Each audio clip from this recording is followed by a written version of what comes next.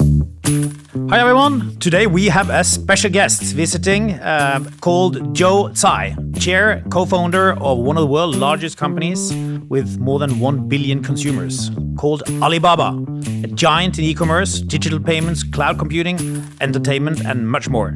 We own almost 2% of the company, and you know what? Joe is also a huge sports fan, and you even own a basketball team, Brooklyn Nets. So great to have you here, Joe, and lots to talk about.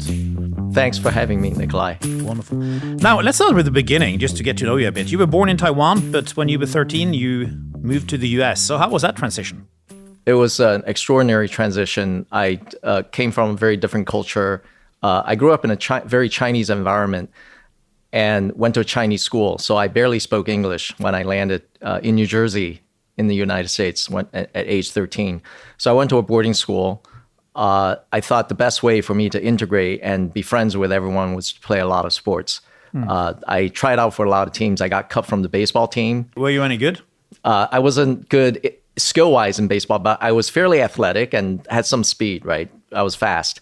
So I tried out for football, American football. I played American football on the varsity team and also played lacrosse in high school and then went on to play lacrosse in college. Okay. Yeah. Who were the formative people in your upbringing? My father. He is one of the most brilliant, one of the most sharp-minded people I know, but he's very tough.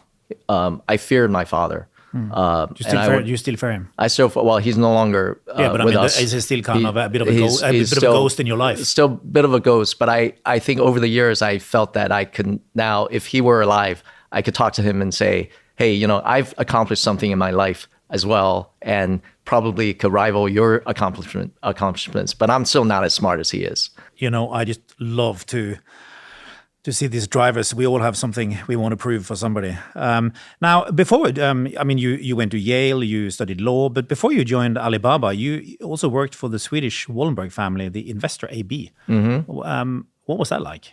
It was one of the best experiences I've had. I transitioned from being a lawyer to being an investor.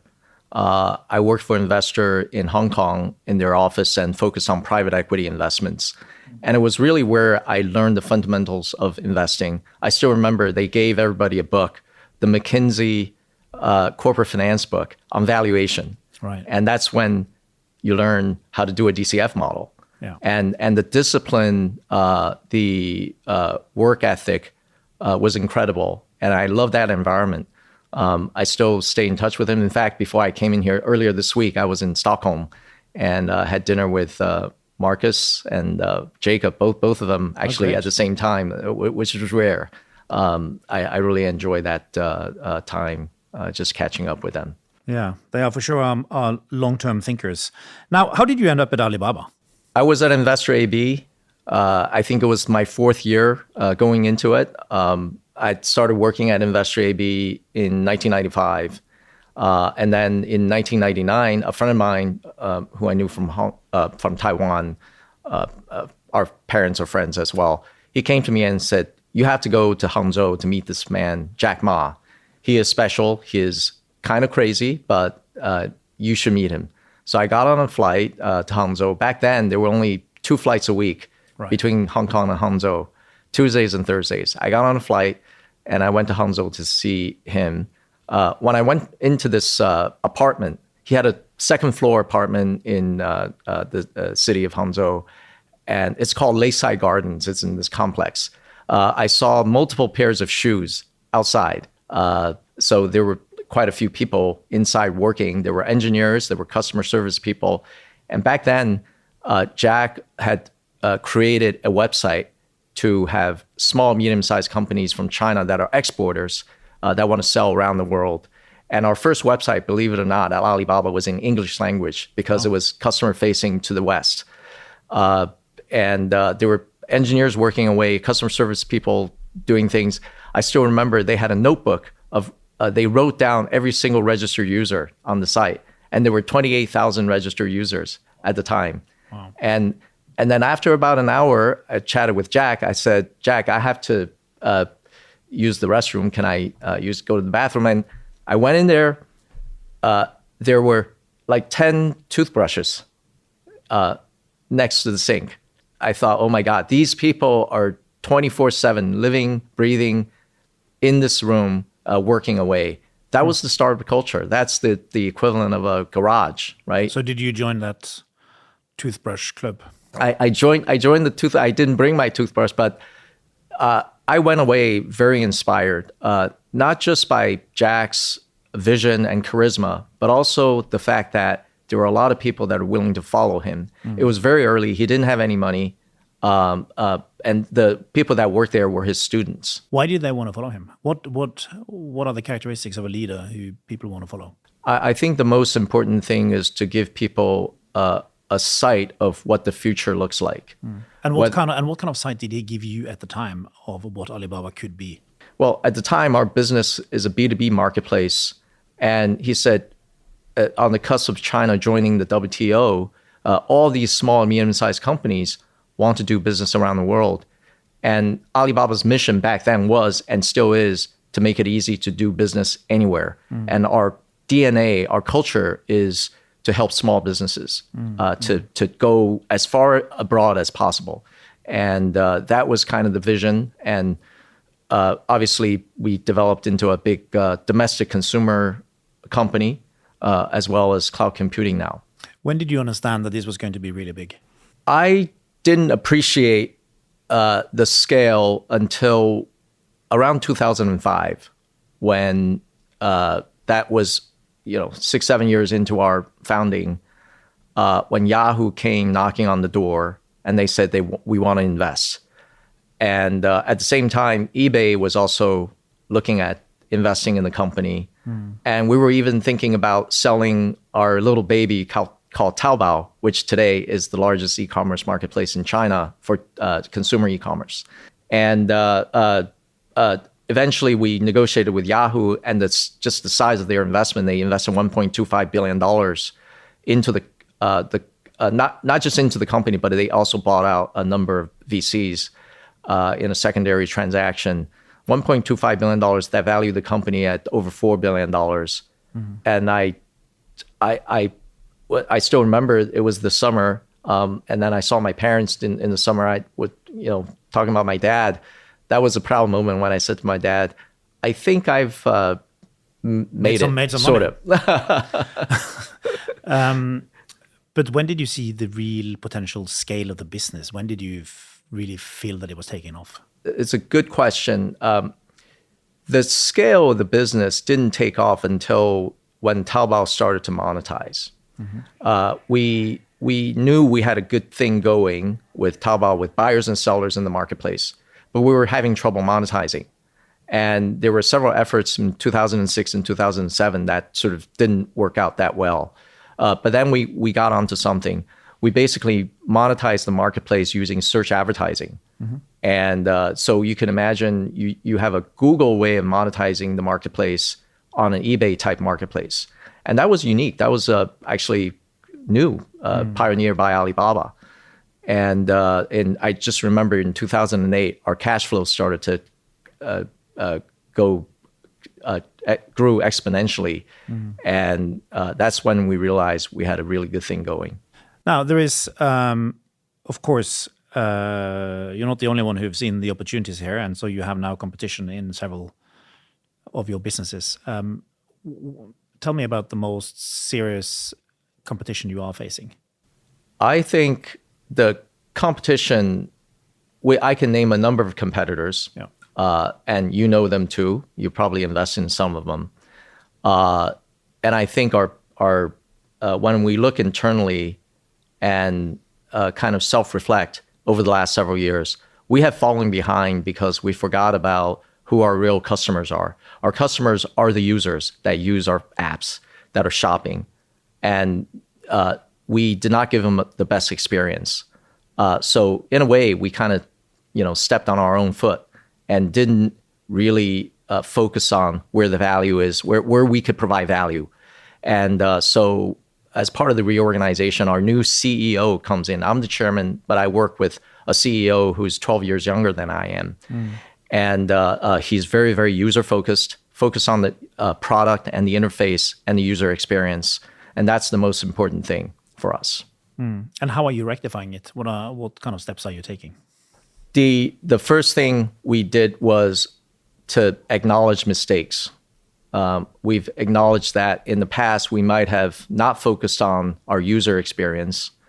The second thing is to reorganize our personnel, change the organizational structure that fits the strategy. I think this is a very common problem of big companies.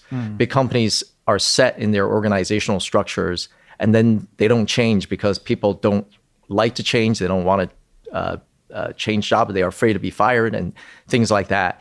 And then you start to fit the company's direction into your org structure, it shouldn't be that way. It should be the other way around. You should define what the direction is and then set the company's organization. So we actually reorganize ourselves within Taobao. Our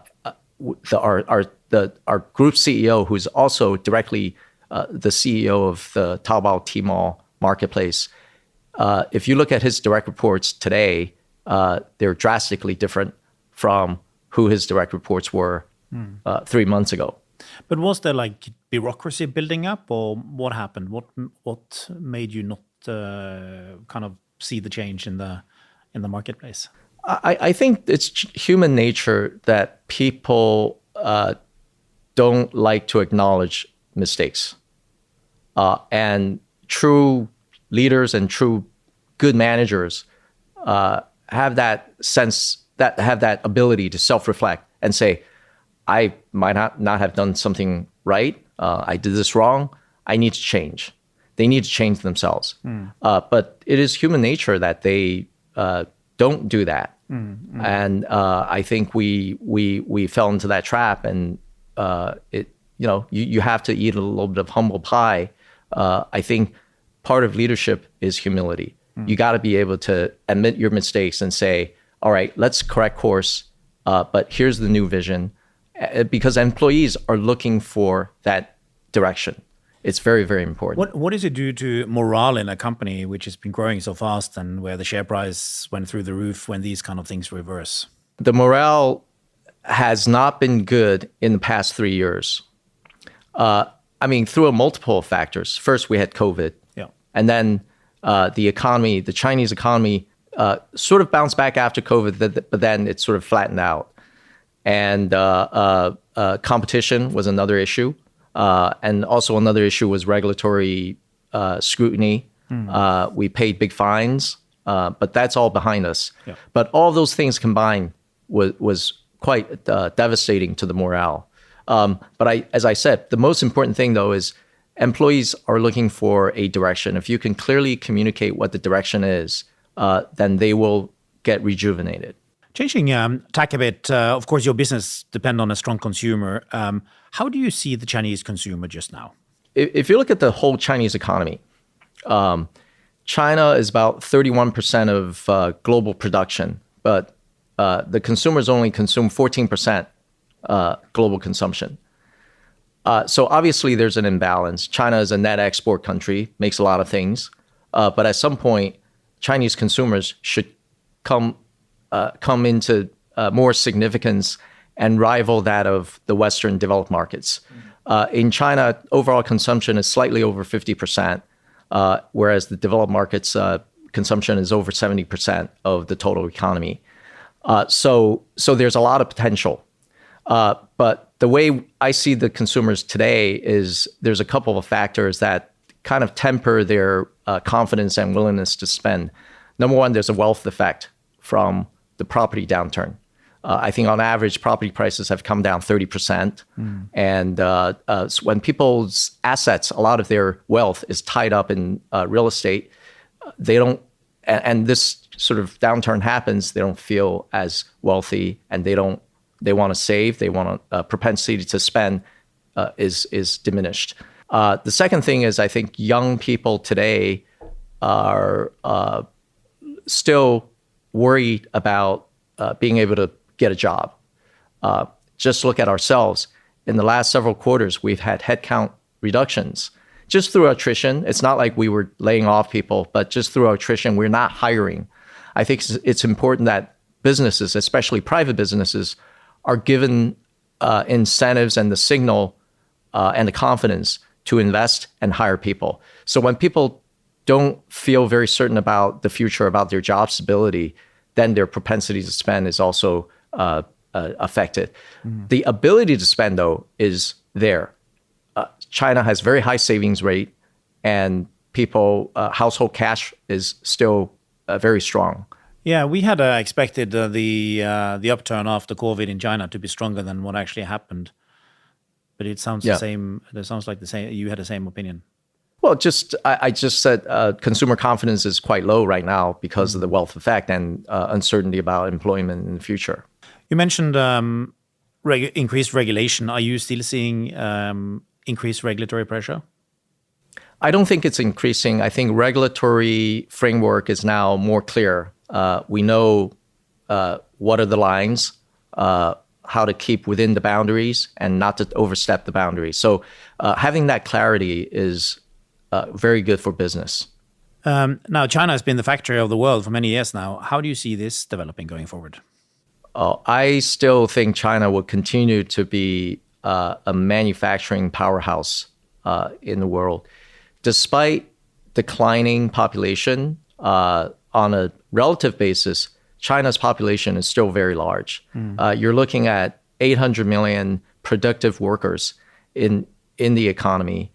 And even if that reduces to 600 million, 650 million, that is still a very sizable and at production force at scale. The Chinese people are industrious, and the education system has been very good. So you have a well-educated labor force and skilled labor force. And just relative, I mean, you see a lot of reshoring or offshoring to people diversifying their supply chains to Vietnam, Mexico. But look at the population. I mean, the population of Vietnam is about 100 million. The working population, the workforce is 60 million. China is more than 10 times the size of that. They will never be able to replace China as the manufacturing center of the world. Now, we are now in the second year in the AI revolution. How do you approach AI as a firm? We're one of the largest cloud players in China. So AI is essential. Having a good large language model that is proprietarily developed in-house is very, very important because it helps our cloud business. If we have a great LLM and other developers are developing on top of it, they're using our computing services, right? So we see AI as very much the left hand and right hand for our cloud business. And the other aspect is the e-commerce business is one of the places where you can have the richest use cases for AI. So you can develop a lot of really cool products on top of our own model, or even someone else's open source model. We have multiple development efforts going on. And in those scenarios, for example, you can try something on using virtual dressing rooms. Our merchants doing business on our marketplace will be able to use AI to self-generate photos, product descriptions, and things like that. Is that because you have less GDPR and more personalized data? I don't think it's less GDPR. I don't think regulation. We collect a lot of data. We have a lot of data of our consumers, and we also have. There's a lot of open source data because the whole sort of premise of a large language model is you can crawl the web and be able to get open source data to train your model. And it's the same thing in the US, it's the same thing in China, right? And but we are able to further use AI to develop vertical applications given our own data, what we know about the consumers and the merchants. So it's a beautiful combination using AI to improve our user experience. Where do you think China is in the AI development compared to the US companies now? I think China is today behind. It's clear that the American companies like OpenAI have, really leaped ahead of everybody else. But China is trying to play catch up. How far behind do you think it is? I think China could have a lag that will last for a long time. It's not like, because everybody else is running very fast as well. But do you think it's 1 year, 5 years, 3 years? What do you think? I think today we're probably 2 years behind the top models. Now, what is your situation when it comes to chips and semiconductors? So last October, the U.S. put in very stringent restrictions on the ability of companies like NVIDIA to export high-end chips to every company in China. So they've sort of abandoned the entity list approach, and they put the entire China, on their list. And I think we're definitely affected by that. In fact, we've actually publicly communicated it did affect our cloud business and our ability to offer high-end computing services to our customers. Yeah. So it is an issue in the short run and probably the medium run. But in the long run, China will develop its own ability to make these high-end GPUs. And you are doing that yourself as well? We have some effort of doing that, but we also are looking at other players to source chips from other players. So how big an issue is this lack of chips? It's a big issue. It's something that everybody is trying to grapple with. In the short run, though, I think prior to the restrictions coming down, people have stocked up inventory. So currently, I think in the next year or 18 months, the training on large language models, it can still go ahead, given the inventory that people have. I think there's more high computing that's required for training, as opposed to the applications, what people call inference. So on the inference side, there are multiple options. You don't need to have as high power and high-end chips as the NVIDIA, the latest model. So if you had unlimited supply of NVIDIA top models and everything else you wanted, how would your business have looked differently?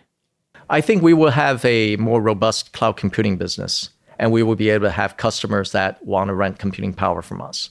So this leads us to the geopolitical aspects of running a company like Alibaba. Now, what kind of geopolitical considerations do you need to take when you run a company like this? I think the first thing is to understand all the regulations. We need to make sure that we are compliant with law and with the policies everywhere we operate. So you don't run afoul of regulators and then catch the attention of the politicians. And that's very, very important to us. I think in terms of compliance structure, we are one of the most robust companies around the world. Not just one of the robust Chinese companies, we're one of the most robust companies around the world. I think that's very, very important. Now, speaking of US-China specifically, if you look at Alibaba, we do so much business on behalf of US companies. We sold over $60 billion of American products to Chinese consumers annually. And that trade is two-way, right? And in Europe, about 14 billion euros of French products to Chinese consumers, 7 billion German products to Chinese consumers. These are all really great stories that people really don't understand. So Alibaba is good for the world, good for global trade. And so set in that context, people can understand Alibaba better and really not say, oh, you're just a Chinese company that is trying to flood the market with your cheap Chinese products. I think it's very, very important for the world to know Alibaba is here to do business globally. Now, in addition to the CHIP Act, are there any other geopolitical tensions that impact the way you do business? Just generally, being a Chinese company in the US, we have to be very careful.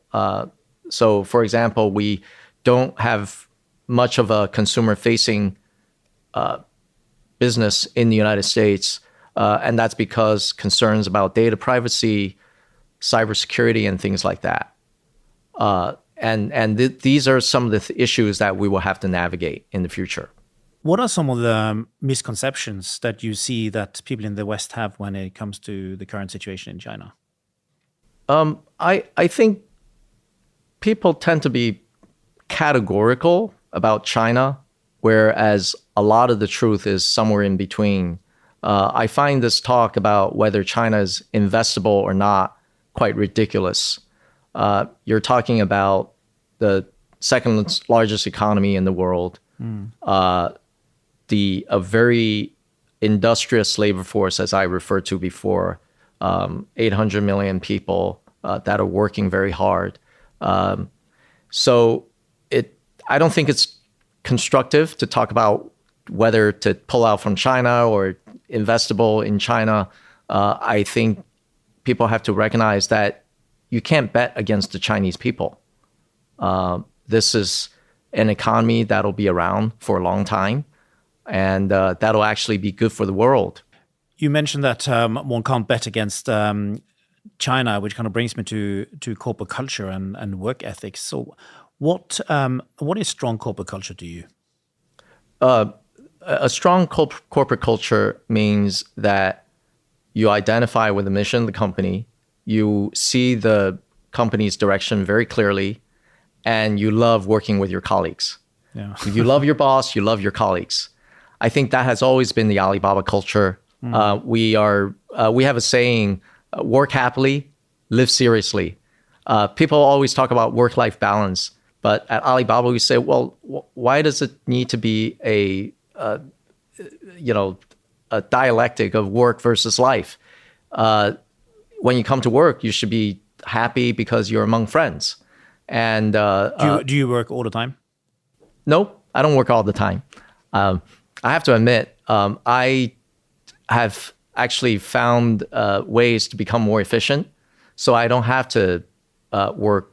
I used to, work a lot more, a lot harder. You used to have the toothbrush in the office. I used to have the toothbrush in the office. Yeah. But here's the thing. And what do you do to make yourself more efficient? I apply some of the things I learned in sports and athletics. Like what? Like training, high intensity training for a few minutes, and then you rest, right? So on a given day, I don't want to go 10 hours a day, the whole day working really, really hard. I would go 2 or 3 hours, very intense work. I'll be very efficient and get something done, and then I'll take a rest. I'll read the newspaper or take a nap or go out for a workout. So this interval training is the concept that I take from sports and apply that to work. What does it look like when you do high intensity work in your office? What do you tell me? People are very afraid of me. I'll make a lot of phone calls and ask tough questions. But I also like the fact, because I'm trained as a lawyer. So I liked, and as well of the training at Investor AB, they taught me how to work a spreadsheet. I do a lot of things by hand myself. If I'm working on a deal, for example, an investment project, I'll write my own term sheet. You close the door and have no interruptions. And how does it look like in your office? How do you operate? Nobody likes interruptions. But I seldom work in the office.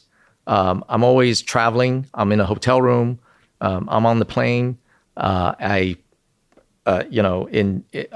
Sometimes I just call in and say, I'm going to stay at home. And in the next 5 hours, I'm just going to focus on doing something, so nobody should call me. So it's never in one place. It's always finding that chunks of time where I can be not bothered. Do you see yourself as a nice boss? I would like to. I think being a good boss, I think nice is not, because if you're too nice to people, you are misleading them. I think the most important thing about a good boss is you give them immediate feedback. Feedback can't be a quarterly review thing or a year-end review thing. Feedback has to be immediate. And people need to know whether they did something that wasn't quite right or they didn't apply the full effort. They need to know right away. What are some of the other leadership principles that you adhere to? I think humility. I talked about humility. You have to be able to admit to your own mistakes. The other thing is you can't pretend to be the smartest person in the room, always. Sometimes you want people are looking for that leadership. You want to come up with a good idea, whatever. But that can't be all the time because you got to let your people, the people that report to you, be empowered to come up with your own ideas. Otherwise, you kill innovation. You mentioned sport. Tell me about your love for sport and why you bought a basketball team. I've always been fairly athletic myself. And just having participated in sports, both in high school and in university. Yeah, but Joe, there are a lot of people who like sport who don't buy sport clubs. You're right. But first, about sports. I think sports teaches you not only the discipline and hard work, but also sport teaches you how to fail. If you fall down, if you lose a game, you got to bounce back. I think that's really, really important. A lot of those principles apply to business. So why I bought a sports team? It's actually serendipity.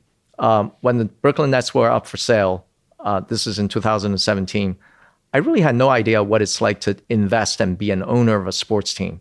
But then I looked at the characteristics of the league, how the league shares economics.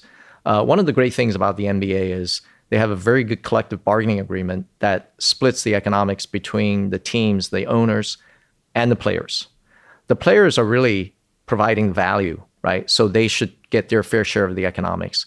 And that's all set out in the collective bargaining agreement.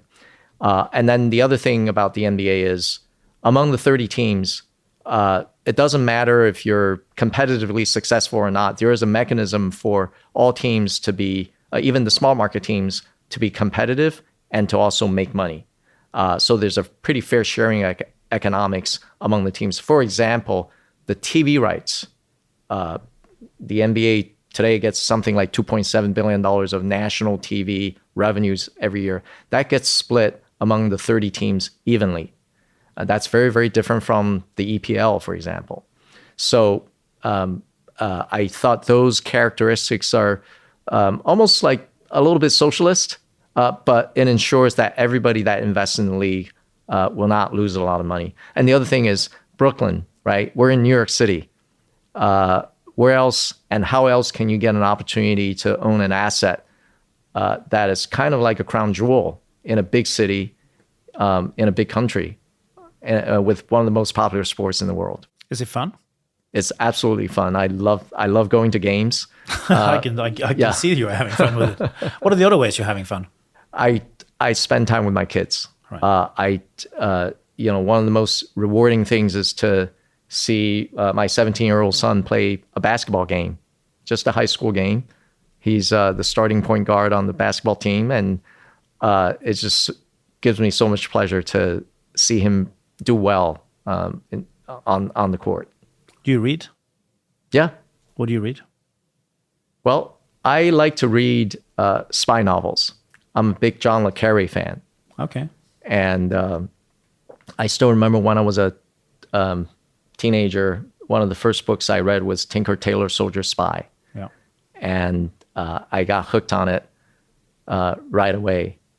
And so all that,